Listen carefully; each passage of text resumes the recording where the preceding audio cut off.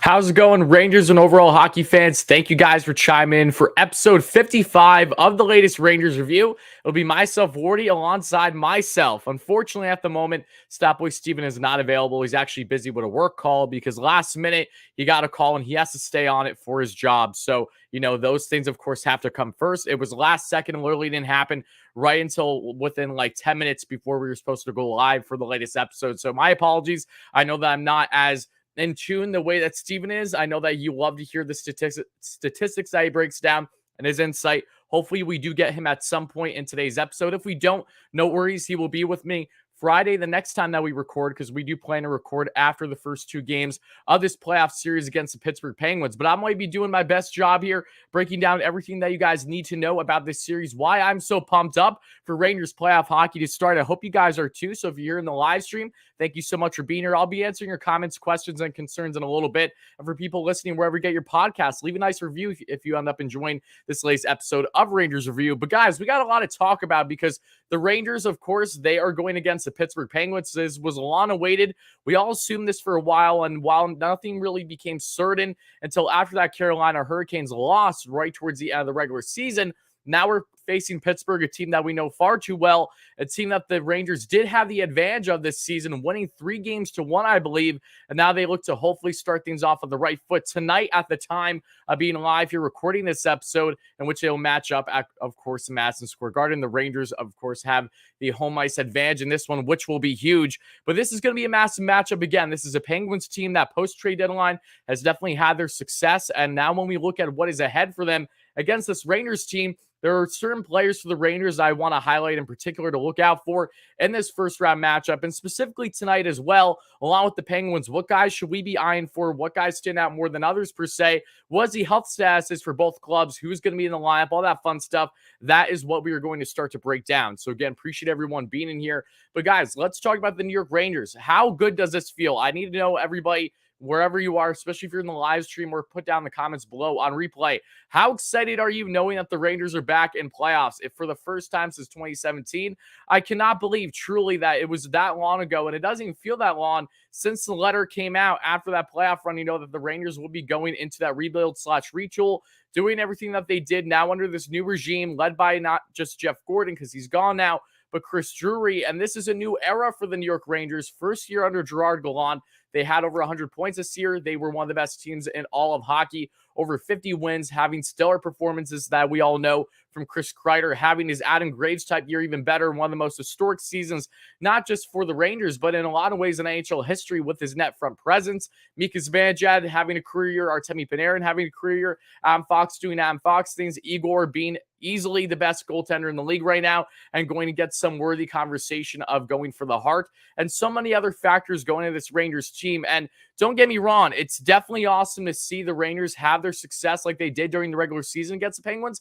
When you win 3 against them out of 4, that's a big deal, and that should not be underestimated. But this is an entire new animal, and this is an animal that the Penguins do know better than this current Rangers group, this current Rangers regime. This is a Penguins team that's still led by their core in Sidney Crosby, Evgeny Malkin, Jake Gensel, and of course their newer acquisitions in the likes of Ricardo Kell and Brian Rust. The list goes on and on. But this is a Penguins team that's been there, done that. They won their back-to-back Stanley Cups not all that long ago, right around when the Rangers were at the end of their tenure in the 2010s with their previous team, their regime back then. So the Penguins, they have that experience. They're a team that you can't count them out every single year. And even with the Rangers having the upper hand, you cannot denounce Mike Sullivan, the former Rangers coach, and what they might be able to do against this Rangers team. But home ice advantage tonight. It's going to be great to see the Rangers. Then game 2 will be on Thursday. And then after that is where we'll be recapping the first 2 games of the series, Steven and I, to really see where they are at and where we hope that they will be in the coming games throughout the remainder of the series. But breaking down the Rangers right now, there are a couple players that obviously stand out to me and a lot that probably stand out to you too. And it's easy to look at Chris Kreider knowing that, he's the 50-plus goal scorer and is also the man that is tied for the most in franchise history with the amount of goals he had at home, which I believe is 28. They actually just tweeted that out on the Rangers Twitter.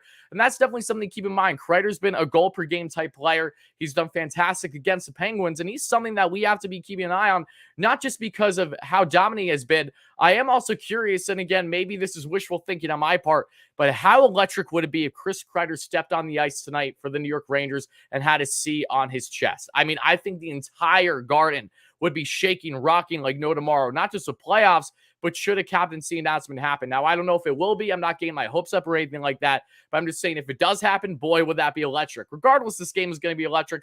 Same thing with this playoff series. Again, us Ranger fans, we haven't seen playoffs in quite a bit now, since 2017. Not too long ago, but before you know, it's already been 5 years, and I cannot believe we were already at this point. But looking at the Rangers and how they matched up, especially during the season against the Pittsburgh Penguins, you have to look at Chris Kreider not just because of his performance and the potential of him being captain, but you have to look at how he did against the Penguins in particular. He was, in fact, like Frank Vatrano in a lot of ways, a Penguins killer. In 4 games against the Penguins during the regular season, Chris Kreider tallied 3 goals and 3 assists for 6 points. He was a standout. He, especially in one of the final games, if not the final game that the Rangers played the Penguins, Kreider dominated play the entire way, both in the neutral zone, offensive, defensive. He was everywhere. He was getting breakaways. It felt like every other shift. He looked like Michael Grabner out there. Not that he's not known for his speed, because Kreider absolutely is, but just the amount of times that Kreider was getting key offensive opportunities, breakaways versus, say, that net front presence was ridiculous in one of those final games. He just absolutely dominated the pace of play. Penguins couldn't keep up. Letang, everyone on defense, they had no shot against Kreider for the most part this season. And it's going to be interesting to see how Kreider's approach is in playoffs. If he stays riding high like he did throughout the regular season, how the Penguins' mentality and their approach will be. Because again, this is playoffs. This is a different animal. Everything that you did during the regular season, quite frankly, does not mean jack shit, pardon my French, when it comes to playoff hockey. Everything changes. We know that very well, being diehard Ranger fans that have been through the previous eras, the regimes of the previous Ranger runs in the 2010s. Then, of course, back in the 90s when they won it all in 94. So we're well aware on how playoffs have to have a completely different approach to a certain extent than what you did prior. I do see some nice people in the chat. Thank you for the kind words, guys. Continue to let me know how excited you are, again, for the Rangers back in playoffs to start their first round against the Pittsburgh Penguins. But some other players stand out for me for the New York Rangers, and I would love to hear you guys in the live stream. Let me know what guys you're looking out for in particular. And, of course, if you're listening wherever you get your podcast, just say it to yourself. I know that you can't comment, but I always appreciate wanting to know what you have to say. But other Rangers that stayed out of this series, other than the obvious and Igor Shesterkin, because if you don't know, Igor, he wasn't just the best goaltender in the NHL this year. He also was simply dominant every single time he faced the Pittsburgh Penguins. And the total of, in the total of 5 games that Igor went up against the Penguins, he had a 4-1 win-loss record, a goals allowed average of just over 1.01 to be exact. Can we just take a moment to appreciate that? I know Igor has been dominant all year long, but especially against the Penguins, he has simply been their daddy. Knock on wood. Let's see that continues right with a save percentage of .960. I mean, like, come on. Igor, you love to see that. We all know how dominant he is. It's so refreshing. I know we've said that time and time again since he finally landed with the Rangers after being drafted by them back in 2014. But to see him now thriving with the Rangers as the best goaltender in the NHL, to truly be the heir apparent to Henrik Lundqvist, will never not put a smile on my face. There isn't a day that I don't wake up when I'm ready to watch Ranger hockey. I'm not ecstatic knowing that we have Igor on our side. It's not stopping anytime soon. But keep an eye on Igor. I mean, if the Rangers go at all far this series, it'll be because of Igor, and same thing throughout the entire playoff run that the Rangers have ahead. That starts tonight. But outside of goaltending for the Rangers, what else stands out based on points throughout the regular season? And again, I know that I might be coming off of a little contradictive, knowing that I'm referring to statistics during regular season when playoffs is a different animal, but it's still important because these are still the matchups against each other, and it will be interesting to see if these numbers continue, these upward directions, these consistent directions, or if they may drastically change once the game starts this evening. But other than Kreider, Frank Vatrano, we talked about him because when he first got acquired and landed with the New York Rangers at the trade deadline, what a beautiful move that was. Shout out to Chris Drury for the masterclass that was that trade deadline. But Frank Vatrano has always been a Penguin killer, and this year in particular, he has 4 goals, 5 points, and 6 games against the Pittsburgh Penguins. He's been dominant, especially in Pittsburgh. I'm so excited to see how he's going to do, especially the depth that the Rangers have now. They're, for the most part, fully healthy, other than Tyler Mott, who knows if he'll be back. Maybe the Rangers will have him back after the first round. I don't really know the stats. I just know that's still a serious injury that he's dealing with, and there really isn't a timetable at point in time with him. And Sammy Blais, of course, is still out for the entirety of the season. But Frankie V, got to keep an eye on him. He's always been a Penguin killer, and that should hopefully hold true in this series still. And then my final guy for the Rangers, there's 2, and they're the obvious ones. They're the 2 best players on the Rangers outside of Chris Kreider, Adam Fox, and Igor Shesterkin. And that starts with Mika Zibanejad. Mika, who I honestly think, and maybe I'm saying this because of the fact that while I did watch the majority of Ranger games this year, I also haven't been in tune with them to maybe the same extent as Steven. But it feels like this was such an underrated season for Mika Zibanejad. Again, had a career high in points. But when you thought about the Rangers this year, you really didn't think about Mika. Mika had his goal scoring streaks. Don't get me wrong. He got really hot like he normally does after a slightly slow start to the year like he did last year battling COVID, and then really got in a groove and was just a nonstop goal scoring machine. But Mika really well-rounded, had a well-rounded game this year. He's absolutely a power play merchant, but that isn't hurting him because he's having great success there. And if you look at Mika during his time against the Penguins in those 4 games this season, he had himself 6 assists. So he has yet to score a goal against the Penguins this year, but he has been a more than point per game player. So that's definitely important to note. Definitely something to keep an eye on. And then also my final guy to watch based on point production throughout the regular season is, of course, the man on the wall behind me. It's Breadman Artemi Panarin, not just because of the amount of points that he had during the regular season, which was a career high for him, being an absolute assist machine. So beautiful with his passes. Literally every single game, he's making highlight reel passes like they were nothing, looking like he could have been blindfolded and still did the type of production that he did. But he has a goal and 4 points in 4 games against the Penguins. So another point per game guy against this Penguins team through those 4 games throughout the regular season. Got to keep an eye. But more than anything, I'm really curious how the Rangers are going to go aggression-wise in the series, because this is the first Rangers playoff run that we're going to see in a bit now, I would say, since really the earlier 2000s when the Rangers really weren't there yet in regards to being potential of going to the Cup. They did a couple years later through the mid-2010s, but the Rangers finally have a team that has a backbone, right? Behind Gerard Gallant, you see what they're doing with that fantastic offense. They have the young studs in the lineup, and Kakko, Lafreniere, Hedl at times, etc. But more than anything, they have a balance now. They have more of a no-nonsense mentality. And especially to look at what happened to Tyler Mott in the final matchup against the Penguins, and for him to be out of this playoff round because of the Penguins doing that cheap shot that they did towards the end of the game, I mean, that has to account for something. This is going to be a very intense, high animosity type series between the two clubs. And I'm looking at Ryan Reeves. I'm looking at the former Pittsburgh Penguin in himself to have an impact in the series. I'm looking at Barclay Goodrow to be that gritty type guy that can get in the corners, but also give you offensive production when needed. And of course, strong on the penalty kill. Those are the guys I'm looking for in this series. Same thing with Kevin Rooney. He has a little bit of an edge to his game. You need these guys from your bottom 6 to really step up. And even with the guys in the top 6, we just need to have this no-nonsense mentality. This is playoff hockey. Penguins are going to play hard. The Rangers need to do the same. The Rangers cannot go out there and play with the puck that we have seen at times this year. They need to go out and they need to be absolutely aggressive every single shift and wear them down, because this is an older Penguins team. Let's keep in mind the Rangers have a good balance of youth and veterans, but when you look at the Penguins, they have a lot of vets and a lot of guys that you can wear down and really try to get the better half of, the better advantage of the Sidney Crosbys, the Evgeny Malkins of the world, even Jake Gensel, if you can really try to hone in on him. Because while Gensel didn't have great success against the Rangers during the regular season, he's always been a Rangers killer. He scored his first goal of his career against the New York Rangers, Madison Square Garden, be it that. So you got to keep an eye on those guys. We need to see aggression from this team, not to the extent of saying, oh my goodness, they're all going out there headhunting, but you need to show that balance of what it truly means to be in the playoffs and know how to properly go about playoff hockey. Not just with the offense, same thing with the defense. Jacob Trouba, who has had a phenomenal season. I cannot say enough good things about Jacob Trouba. And I love that I'm saying this to you guys right now, because I was a heavy critic of Jacob Trouba after his first year with the Rangers, because I gave him the benefit of the doubt. It was an adjustment period, but he really frustrated me because when he first came into New York, he was definitely underwhelming on that massive new contract that the Rangers signed him to. Then in the shortened season, he started off really poor and then looked really strong the second half of that shortened year. And this season, this is the best hockey we have seen from Jacob Trouba as a New York Ranger. He's looking phenomenal almost on a game-by-game basis, and he's just such a heavy hitter. Let's not forget all the instances that he's been in that led to fights this year, not because they were cheap shots, but just because when you're 6'4" plus and you're absolutely going right into a guy that's trying to give away the puck, yeah, odds are they're going to get messed up pretty bad. And Trouba has that heavy body. I expect him to use it in this series. And same thing goes with Keandre Miller. And talk about another guy that both Steven and I griped about so much during the first half of the season, not being in Keandre Miller, was unbelievably inconsistent. There was a lot of worries with Keandre, but especially since the trade deadline, Keandre Miller has been arguably the best defenseman for the New York Rangers. He's not just contributing offensively, but he knows how to play in his own zone. He has been unbelievably consistent. I'm so proud of Keandre and his development, because this is a guy that we have never had an ill will on. Same thing with any other Ranger. We just want to see them succeed, especially when the Rangers have the type of depth that they have within the Niels Lundqvists of the world. The same thing with Zach Jones, even Matthew Robertson. I'm not talking about Nemeth, Braun, and those types in Tenorti, because those are not guys that will be here long-term. I'm talking about the guys that actually have a sustainable impact on the Rangers for years to come. And that is led by guys like Keandre Miller. So huge shout out to him for what he has done really over the past, really since the trade deadline, I would say, that has stepped up more than I really could have imagined to this point. So he's a guy definitely to watch.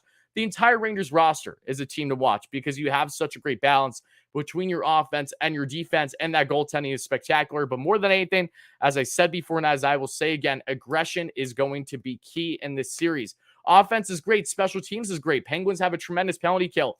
It'll be tough. The Rangers still have a strong penalty kill and have an amazing power play. Which one is going to be benefiting more in the end? If the Rangers don't get many power play opportunities, okay, then we got to work with things 5-on-5. And when you're going 5-on-5 against a Penguins team that has endless playoff experience over the past decade, you need to grind them out the best you can early on. That is what I'm looking for. I want to see the Rangers do their absolute best to make this Penguins team phased heading into the further games this season for game 2. Playoffs, for game 2, game 3, and game 4, and potentially beyond, should the Rangers not sweep them. I don't see a world where that happens. But again, I will, of course, be fingers crossed, hoping for it. But let's talk about now, not just for the Rangers, but there are obviously guys to look out for from the Pittsburgh Penguins outside of Sidney Crosby and Evgeny Malkin. Both of them recorded a goal and assist apiece, respectively, against the Rangers in 3 games. So especially Malkin, remember when he had that game winner? That's a game where I believe the Rangers lost 1-0. That was the one loss the Rangers had against the Pens this year. Igor was putting on a clinic, but the Rangers just couldn't get enough offense.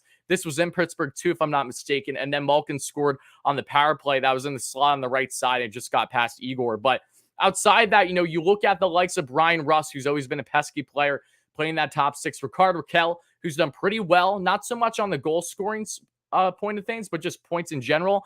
He's been pretty good. He has been one of the best trade deadline acquisitions for a team since the NHL trade deadline. And then, of course, at the top of the list is Andrew Kopp for the Rangers, who I'm excited to talk about more here soon. Same thing with Frankie V, etc. But got to keep an eye on Rickard Rakell. But, of course, Crosby and Malkin, the offense is going to go through them. You look at depth-wise, Jeff Carter, yes, he's a vet, but Jeff Carter knows how to win. Jeff Carter won multiple times that we know with the LA Kings. Unfortunately, one of those times was against our beloved New York Rangers. But point being is that even with him in his mid-30s, he still has that playoff experience. And guys normally rekindle that type of experience and that excitement whenever they get in the playoffs. So Carter and that depth on that third line with McGinn and Kasperi Kapanen, who's a high flyer that we know very well, was a big fan of his when he was with the Leafs. Not so much now just because he's a Pittsburgh Penguin, but I don't have any ill will against the Finn. But Carter especially, I would say he's a sneaky guy to watch, mainly because of the experience he's had, and he still has that ability to score. He's not what he used to be, but he's still a guy that can, of course, make you pay in the right opportunities. And then, that fourth line, Brian Boyle going up against the former Ranger, will be fun to match up against him and everything. And then defense-wise for the Penguins, I mean, Chris Letang, that's your point getter. Always have to keep an eye on Chris Letang. Brian Dumoulin, when healthy, that we've been seeing, has been a very rock-solid defenseman. And then you have plenty of other pieces between the John Marinos of the world, the Marcus Petterssons, etc. And goaltending, this is what's really going to stand out for us guys, because as you know, Tristan Jarry is not 100% yet. And it looks like Casey DeSmith will more than likely be getting the start tonight against the Rangers, at least in game 1. And that's huge because Casey DeSmith had that stellar 50 or so save shutout over the past 2 weeks. I'm not sure exactly when. And I don't know if Steven's even going to be joining today's episode, guys, because he's still on a work call, unfortunately. Like I said, just absolutely poor timing. It wasn't his fault. It wasn't anyone's fault. Just unfortunately, these things happen. So don't worry. Even if Steven isn't in today's episode, he will be back with me Friday after we recap the first 2 games of the series. So my apologies. Trust me, I would love Steven here just as much as you guys do. But talking about goaltending again, Casey DeSmith is someone who faced the Rangers once, only for a handful, because remember, Tristan Jarry left the game. Then DeSmith came in, got hurt, and then was out of the game earlier in the regular season. And then Jarry came back in the game. But DeSmith, he's going to be an interesting matchup for the Rangers. So obviously, goaltending-wise, I feel pretty confident, Igor. I think that's an understatement. But knowing that DeSmith has the lack of playoff experience and is going now into a role that he isn't necessarily accustomed to, this is something that I hope that the Rangers can try to take full advantage of, get a lot of shots on that, just get traffic on him early, along with that great aggression with some strong forechecking, hopefully for the Rangers' sake. So keep an eye on all those. Those are ones that stand out for the Rangers. But if we break down the nit and gritty, and this is what's going to be fun, guys, for the Rangers, and I'm going to go through a boatload of statistics for you. I know some of you guys don't care at all about these stats, and that's fine. I just think it's fun to make note of them, to see where the Rangers and the Pens are at with their respective numbers throughout the season, both as a whole with the season and also post-trade deadline. So I'm going to be doing that now for you guys, and this comes from Jay Fresh, who, of course, does fantastic work JFresh Hockey. Check him out on his website or on Twitter. Same thing with Evolving Hockey. Many of you guys know these things if you guys are up to tune with analytics and just advanced numbers, sabermetrics, all that fun stuff. But breaking down some numbers that I think is important to make a note of going into the series between the Rangers and the Pens.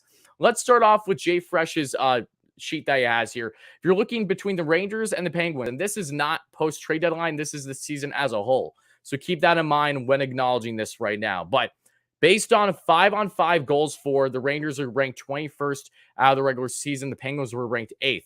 5-on-5 expected goals for, the Rangers were 28th. So again, this goes in hand with the poor first half the Rangers had with not having any depth scoring.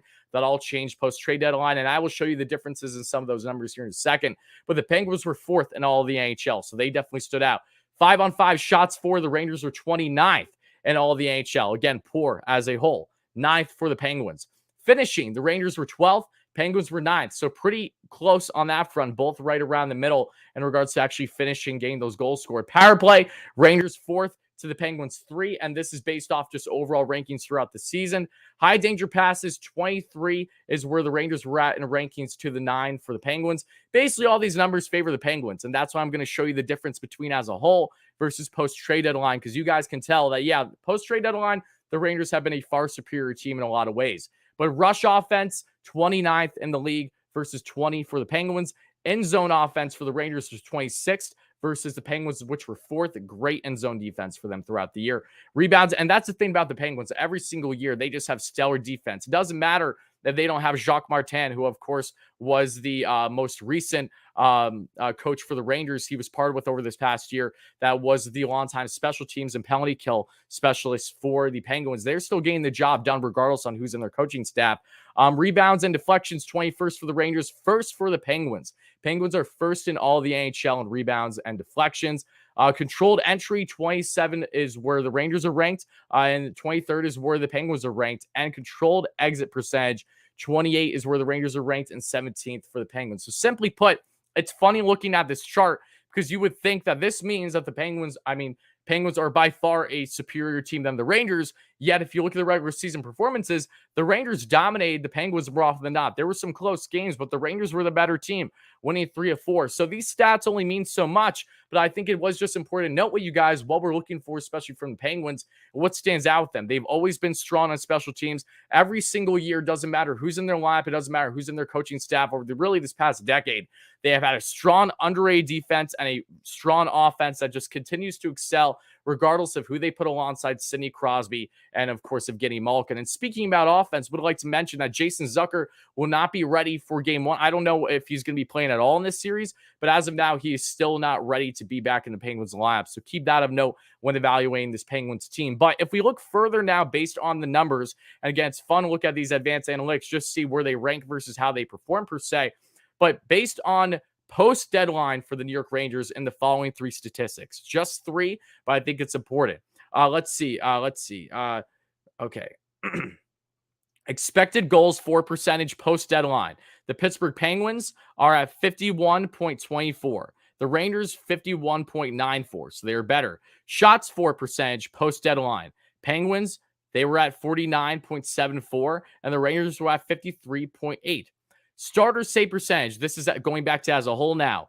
93.37, not a surprise, one of the best in the NHL. Penguins, 91.81. Starter GSAA. Penguins, 18.48. And for the Rangers, a whopping 42.45. Seriously, a polar opposite there. Then if you're going further, team shot percentage. Rangers at 8.55. Penguins at 7.92. Goal differential, plus 43 for the Penguins, but plus 47 for the Rangers. 5-on-5 goal differential, plus 27 for the Penguins, plus 10 for the Rangers. As we know, the Rangers did give up a decent amount of goals in that second half of the season after the trade deadline. They're more offensive oriented, and they definitely didn't bail out Igor at times. Igor had a couple bad games in there, but for the most part, between him and the lack of consistency from Georgiev at times down the stretch, that led to the Rangers' goal differential not being as strong as maybe we would have liked it to be. Again, it doesn't mean anything, but it's still just important to let you guys know. Then power play percentage, Rangers at 25.2%, Penguins at 20.2%. PK percentage, penalty kill, obviously 84.4 for the Penguins and 82.3 for the Rangers. So they're both very close on the penalty kill front and not far off completely from power play either. Penalty differential plus 33 for the Penguins and a minus 16 for the Rangers. So The Rangers have been getting penalized more as of late as well. That's something that they need to be wary of. But not just that, but since the second half of the season, since the trade deadline, the Rangers have been getting very little opportunities on the power play. They went from having the most in the NHL to having quite literally the least. That's how drastic things change, which tells you not just teams' ability to adapt and know that, yes, the Rangers are so dominant on special teams, so let's keep them off of it power play wise. But it also just tells you that, again, teams are doing their absolute best to adjust, knowing what the strengths for the Rangers have. And the Rangers have been able to thrive in a lot of ways with certain 5-on-5 situations, knowing that the opportunities have blossomed and knowing that the depth for this roster has changed, thanks to the likes of Andrew Kopp, Frank Vetrano, Capo Caco being back, Hedel, etc. And Tyler Mott before his injury, of course, because Mott, I would have loved him in the series. I mean, not having Tyler Mott really sucks. I mean, he was a massive Swiss Army knife for the New York Rangers when the Rangers first acquired him. He wasn't getting on the point sheet, but he was amazing on penalty kill, dropping the puck back, as Steven loves to say, doing that best Kevin Hayes impression, holding the puck, ragging it around. That's the best way to kill penalties, as long as you know how to properly do that.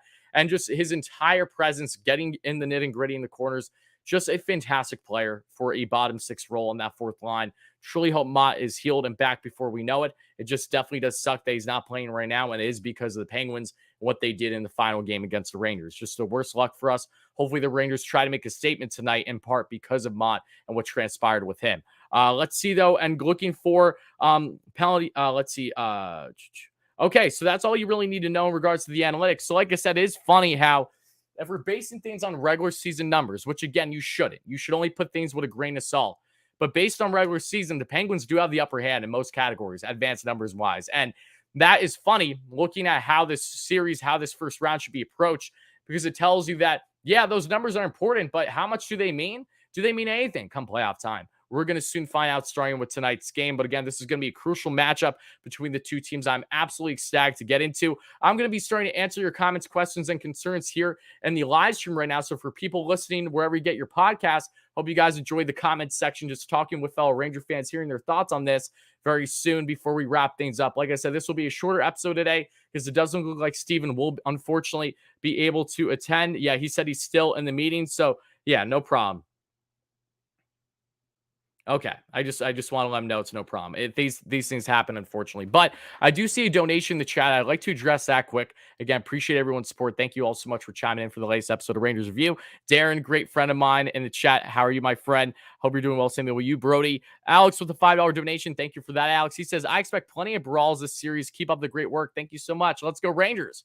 Yeah, I expect a lot of heat, a lot of animosity in this one, okay? I know the Garden's going to be rocking, but I know that this is what's awesome about this series is that even though that the Rangers haven't been in playoffs since 2017, they know what the Penguins are. They've had experience. They dominated them throughout the regular season. They have the upper hand at least.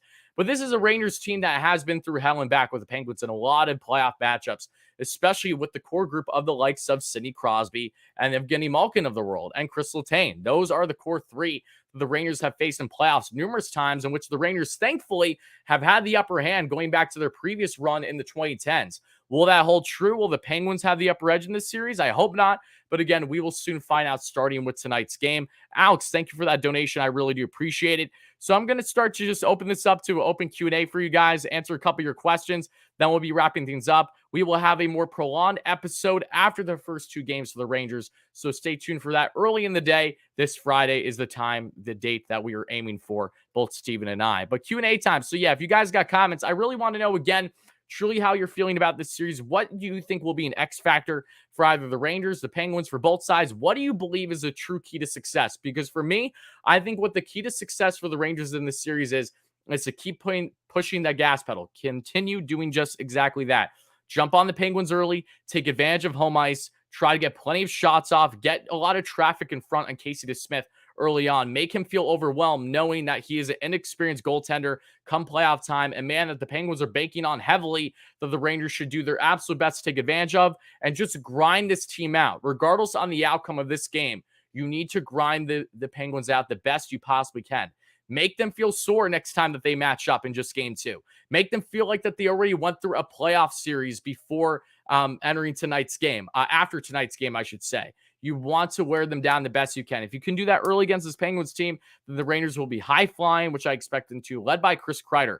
led by Alexi Lafreniere, led by Capo Caco, led by Frank Vetrano, everyone that you could think of in this offense. And with Andrew Kopp, what an X factor is he going to be in this one because of how amazing of a season that he had? Yes, he of course got injured, but he will be playing tonight. He is cleared and good to go. Artemi Panarin, same thing. Going down the list, I mean, the depth for the Rangers is there. We know that. And when you look at this lineup, again, I know that I'm jumping back and forth with things, but I just want to talk about what's popping in my head. The Rangers lineup tonight, it looks like it's probably going to be along the lines of the following: Kreider, Zibanejad, Vetrano, Panarin, Strome, Kopp, Laffy, Hedel, Kako, Hunt, Goodrow, and yes, Rooney. Then defense, Lindgren, Fox. And this is the Lindgren episode today, in case you guys aren't aware, because it is episode of Rangers Review number 55. So Shadow Lindgren hopefully has a good game tonight. Then we have Miller, Trouba, Nemeth, Schneider, and that's fine with me. As much as Nemeth, I've had gripes with him throughout the year. Him or Braun is fine. As long as you keep Schneider in there, Schneider deserves to be getting the playing time. He's been looking so good.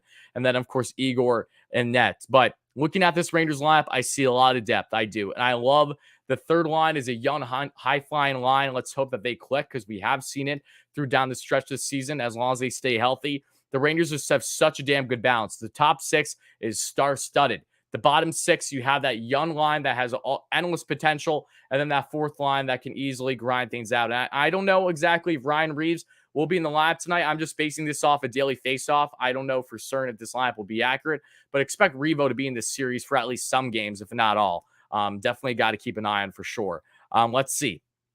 I do see some comments. Going to address them before we wrap things up. Again, appreciate everyone listening for the latest episode of Rangers Review.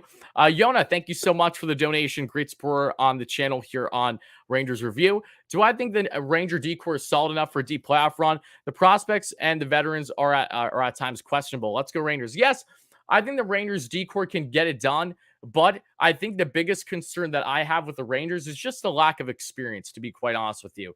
This is a Rangers team that there are very few guys that truly have playoff experience going to this one. This is the first playoff performances for many of them. If we're looking just for a fun fact, not just with the defense, but with the entire lineup, I mean, I'm trying to think, did Stromer have any playoff experience before? I don't think he did. Did he have any with the Islanders? I'm not.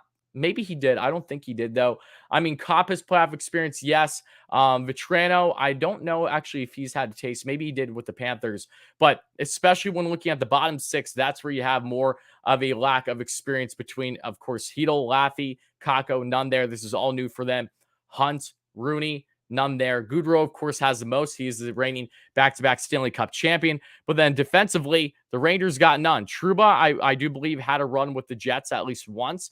But, I mean, there really isn't much other than that. You know, Nemeth, I believe, wasn't Nemeth with the Avalanche last year? And Nemeth probably got some experience in playoffs. But there is a lack of playoff consistency with this Rangers team, whether that will be their demise or whether that will be something that benefits them, knowing that they can just be ecstatic going into high flying, maybe not knowing what to expect, but just knowing that you're going all in no matter what. You know, we'll soon find out. But defensively, I think the Rangers will be okay. My biggest concern with them having a deep run truly will be not necessarily the lack of defense, but just as a whole, how is this team going to look? Is this team going to get completely phased? How is this team going to overcome adversity, potentially in the situations where, say, hey, maybe they do get lit up early in a game or two? How are they going to be able to come back from that? Are they going to show the same resilience that the Rangers were known for all regular season long? Or will it differ now because we are in playoff hockey? What is, again, the body of work going to be for them? How aggressive are the Penguins going to be? Are the Rangers going to be able to match that? Are the Rangers going to be able to overpower that? These are the questions that I look for that stand out to me when evaluating how deep the Rangers can potentially go this year. And, of course, the matchup more than anything. Should the Rangers get out of this first round, it's going to be tough. You know, when I'm thinking about teams like the Carolina Hurricanes and the Florida Panthers, and, you know, even to a certain extent, the Tampa Bay Lightning, even though I know that they got shut out yesterday by Jack Campbell and the Leafs, these are still teams that have the experience and in a lot of ways you could argue are on another level, especially the Panthers and the Canes. Those are, in my opinion, the teams that might be the biggest kryptonite for the Rangers should they get out of the first round. But again, that is wishful thinking. That's hoping that the Rangers get out of the first round. So let's worry about here and right now and worry about going farther in the playoffs should the time present, should that actually present itself. Then we'll talk about it when it happens. Let's see. So I think Braun will replace Nemeth if he has a bad game, even if they win. I would say I'd say there's a possibility. We know that Gallant has been flip-flopping quite a bit with the lineup, especially that defensive pair. He gave the upper hand plenty to Braun. Same thing with Nemeth. Had Schneider after a little bit, brought him back. I'm glad that he's aware that Schneider is a damn good player. To keep him in this lineup, even with the lack of experience he's had to this point, it's still important. But yeah, to answer your question, it really will depend on how that pair looks. I just hope that say in a scenario, not that I wish it, but God forbid, that the bottom pair gets exposed in both Nemeth and Schneider, that Schneider isn't the one that gets the short end of the stick again, because we saw that happen numerous occasions in the second half this season where Schneider was then scratched for a game or two after, when in reality, he wasn't the one at fault. You can clearly tell when Nemeth is standing there just like a pylon and not doing anything. And Braun has shown some upside at times. So has Nemeth, just few and far in between, which is why I have my gripes with him. But to quickly answer your question again, Luke, to wrap it up, I do think there is potential that Nemeth could be out of the lineup should he have a poor game. But if the Rangers win, it won't be as certain as it would be if, say, the Rangers lose. The easiest thing for Gallant to do is to mix things up if the Rangers lose tonight. I mean, that's just normal.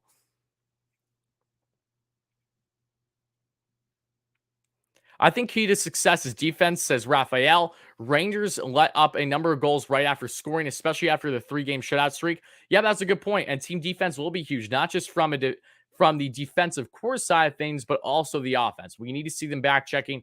We need to see them doing well in the neutral zone. We need to see that forechecking doing well. We need to see the offense in somewhat unison with the defense with knowing how to play back, especially if the Penguins do at all get hot, not just in tonight's game, but throughout this first round series. You live in Colorado. I watched Nemeth absolutely kill the Avalanche in their series against Vegas last year. Yeah. That's what I mean. I don't have high hopes for Nemeth. I wish him the best. I'm good. If you're a New York Ranger in the lineup, I'm rooting for you 100%. But it doesn't mean that I'm overwhelmingly ecstatic about what you could potentially bring. So we'll see. A lot of fans are a little overconfident. I mean, Ranger fans have all the right in the role to be ecstatic and confident, excited about this series. But I think more than anything, and this is what I will say about any of my favorite teams. You guys know, most of you guys know that I'm known for covering the New York Mets on YouTube. That is what my main thing. But the Mets, for example, are having a great start to the season. And should they make playoffs, even if they say have one of the best seasons in all the MLB this year, it doesn't change the fact that it's playoffs, especially when you're matching up against teams that have better experience, that say have won it all the previous year. Like I take that same philosophy, that same idea, that same notion with the New York Rangers, because this was a miraculous season. Everything went right in so many ways, even with them having a poor first half in the sense of a complete lack of depth with this offense. They changed it all around with the trade deadline acquisitions, but it doesn't change the fact that this is playoffs. This is a different animal. So regardless on how the Rangers did, while I hope that positivity and the trend of beating the Penguins more often than not continues, nothing is a guaranteed thing. So for people thinking that the Rangers 100% will win this series, while I would love to commit to that, I obviously cannot. I am going to be cautiously optimistic. I'm hoping for the best. I'm confident in my team, but am not trying to jinx anything, knock on wood. And 2, I'm taking everything game by game. I think that's the best way to approach playoffs. You're very anxious, says New York style. Yep. Let's see. Go time, full throttle, relentless, all 60. Yes, full throttle. Full throttle. Yep. 100%. That's exactly the type of play I want from the Rangers. I just want them to try to control the pace of play the best they can, but more than anything, just grind the absolute hell out of the Pens early on. That's what you want to do. That's what you should do. Jump on Casey DeSmith early too. Take advantage of that inexperienced goaltending come playoff time. Not that Igor has a plethora of experienced goaltending either, but in playoffs. But Igor also has won championships with in the KHL. He of course had that slight experience in the bubble. Igor being the best goaltender in the HL, I'm going to go on a limb and say I do have a lot of confidence in him, and rightfully so.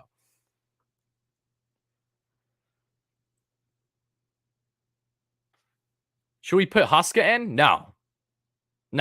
Igor needs to play every single game that the Rangers are in the playoffs. Simply put, 100%. That's it. That's how it should be. That's how I expect it to be. But to really wrap things up, guys, we're just about to end this show, this episode of Rangers Review. I want to thank everyone so much for watching, listening, wherever you get your podcast. My apologies once more. Steven apologizes. He'll tell you himself on Friday for not being in here. Like I said, we had plenty more that we would have liked to discuss, hearing his perspective on this opening series for the Rangers in the playoffs, but you will hear plenty, and hopefully after a couple Rangers victories this Friday, he'll be back with me. So stay tuned. Should be an earlier daytime. Don't be surprised if it's between, between, I would say, 12 and 2 p.m. Eastern time on Friday. Keep an eye out for that. Very excited. So pumped up for tonight, guys. You got to feel electric. Let's go, Rangers. Whenever you're listening again, hope the Rangers have performed at least well if you're watching this listening after the first game. And let's see what they have to do for this entire series. I'm pumped up. I know you guys are now. Let's go, Rangers, baby. Massive matchup starts tonight. Playoff hockey's back. Damn, does that feel good to say. And I will talk to you guys on Friday. So have a great rest of your evening, guys. We'll be back soon. And of course, let's go Rangers. Let's go get ourselves a W.